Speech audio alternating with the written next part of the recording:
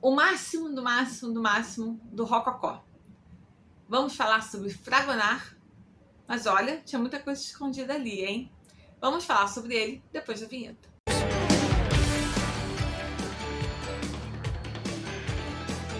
Oi, sou Amanda aqui no Arte para você e hoje vamos falar sobre o Fragonard, que é conhecido como o ápice, o artista mais importante, incrível, maravilhoso e representativo, quase que assim, o símbolo máximo, né, do rococó como estilo, um pintor que gozou de muito prestígio ainda em vida, um empreendedor, um agente de si mesmo, um homem com uma visão de negócios incrível, percebeu muito bem que o mundo estava mudando.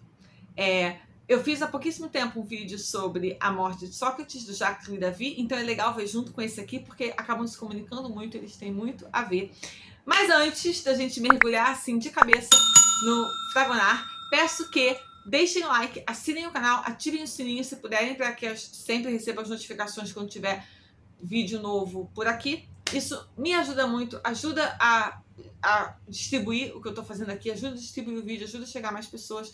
Então agora vamos falar sobre o Fragonard. Foi o representante máximo do rococó, estilo marcado por opulência, cores pastéis, cenas de divertimentos e romances, lazer, flertes, festividades e da vida da aristocracia, a maioria no século XVIII.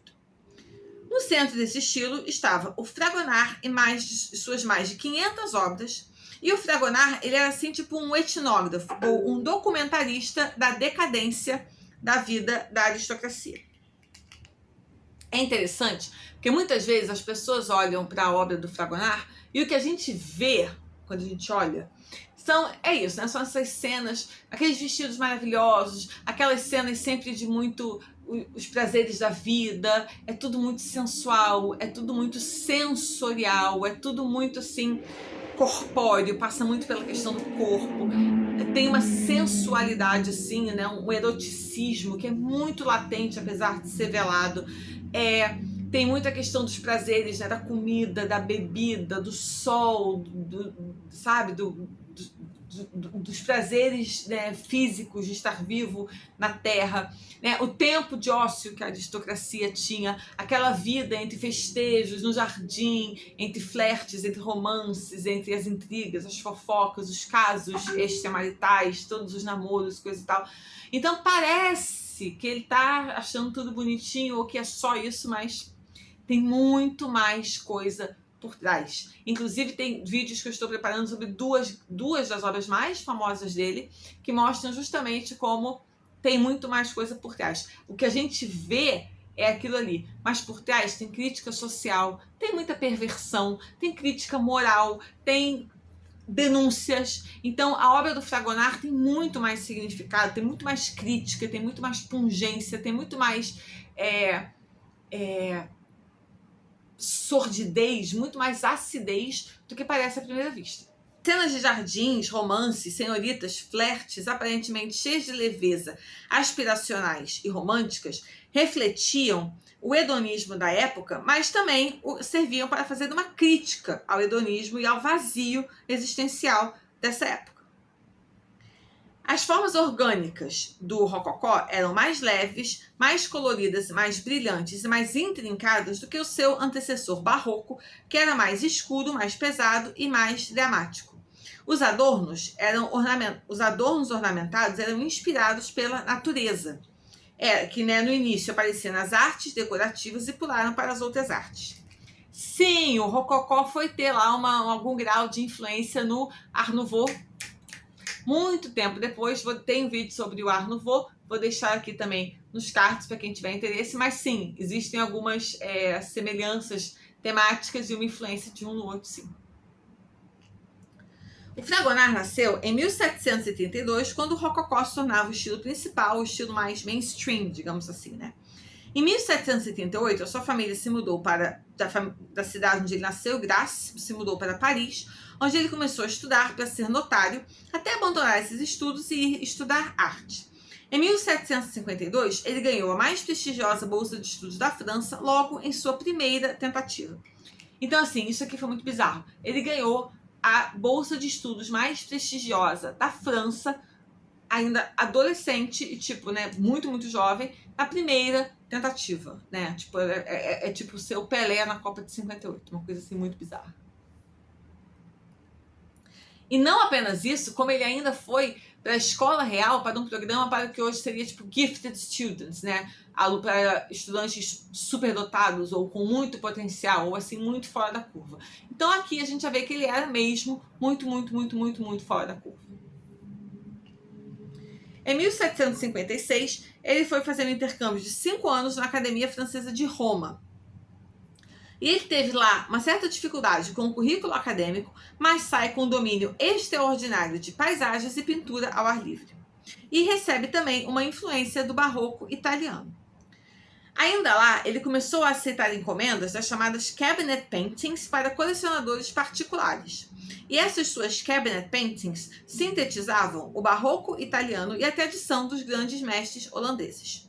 Em 1791, ele volta para Paris, quando começa a experimentar também com gravuras em água forte e impressão. Ele então ganha um lugar permanente na Academia Real e acaba, né, desenvolvendo, adquirindo um mercado muito grande para as suas cabinet paintings que ele nunca deixou de fazer. Depois de um tempo, ele decidiu então que não fazia sentido ir para a academia, porque ele, como artista independente, já ganhava tanto e já tinha tanto prestígio que ele não dava conta de fazer as duas coisas. O Fragonard, ele teve isso, ele foi assim um grande empreendedor de si mesmo, né? Ele foi um grande artista que percebeu a importância de saber trabalhar o mercado, de saber administrar o mercado, de ter uma agenda, de ter clientes, de ter uma organização assim comercial funcionando. Ele tinha tanta demanda que ele pôde abandonar o posto dele na Academia Real, que ele tinha permanente, ou seja, como se ele fosse um funcionário público com estabilidade vitalícia, né? Ele só perderia aquilo quando ele morresse. E ele achou que, né, aquilo não faria tanto sentido porque a carreira como artista independente era muito mais frutífera, dava mais liberdade, e ele ganhava muito mais e tinha muito mais liberdade criativa e muito mais, né, possibilidades do que ficando na academia. Então ele deu um tchau para a academia e foi trabalhar na sua própria oficina. Literalmente foi um empreendedor. Ele também nunca deixou de abandonar essas suas temáticas, né, de mulheres, casais, lazer, sensualidade, diversão, prazeres, muito carregados de eroticismo. E esses retratos eram completos em 1 hora de trabalho.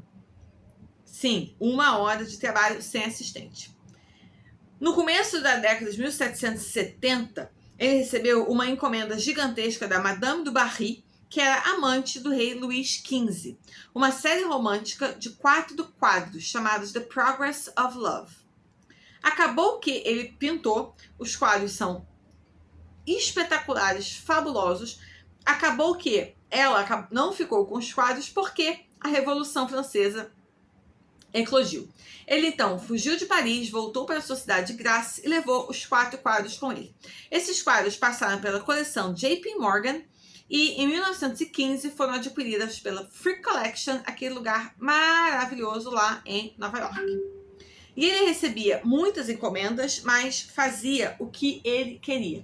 Ele era um artista, como ele era muito popular e ele administrava a própria oficina e o próprio tempo, ele era muito teimoso. Então ele fazia o que ele queria, ele fazia como ele queria, ele tomava as licenças poéticas que ele queria e nas suas obras ele colocava ali as suas doses, né, de recados sociais, de críticas, os seus deboches, as suas, né, ele notava ali, né, as perversões, o vazio existencial, aquela vida, a futilidade, né, a superficialidade dos vínculos, inclusive, daquelas vidas que ele retratava. As críticas sociais estavam todas ali, né, de forma que você tinha que ser um pouquinho esperto para perceber, mas estavam ali justamente porque ele tinha essa liberdade de trabalhar como ele queria. E ele realmente era uma mula de teimoso e só fazia aquilo que ele queria. Lembrando que eu vou fazer 2 vídeos diferentes sobre 2 obras importantes, muito famosas dele, que vão exemplificar melhor o que eu estou falando aqui.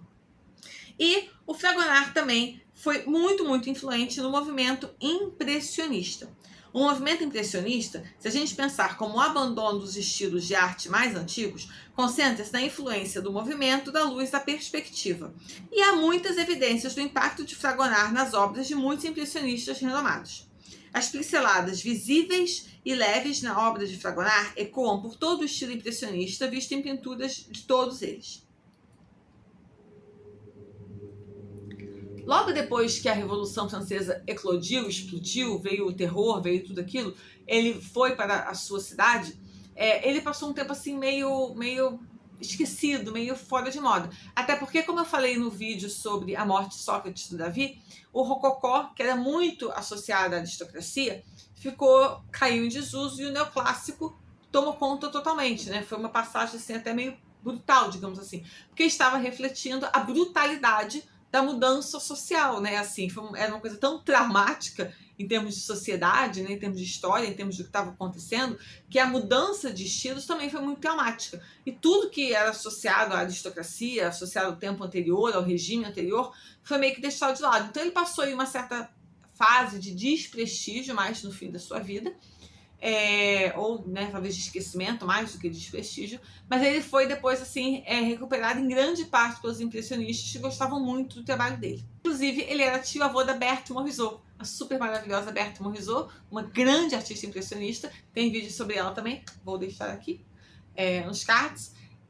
Então, aí depois disso, então, ele acabou sendo redescoberto e é considerado um imenso, gigantesco, brutal, maravilhoso artista até hoje. E se você quer entender o que é o rococó, basta, a forma mais fácil, a melhor, ir conhecer os trabalhos do Fragonard. Lembrando, vai ter vídeo sobre 2 obras dele específicas que falam sobre essa questão mais social, sobre as críticas que ele faz lá, sobre a perversão que tem por debaixo dessa beleza toda aqui.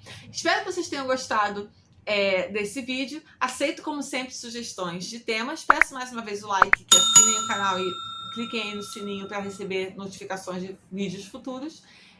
Agradeço mais uma vez a companhia e eu vejo vocês no próximo. Tchau!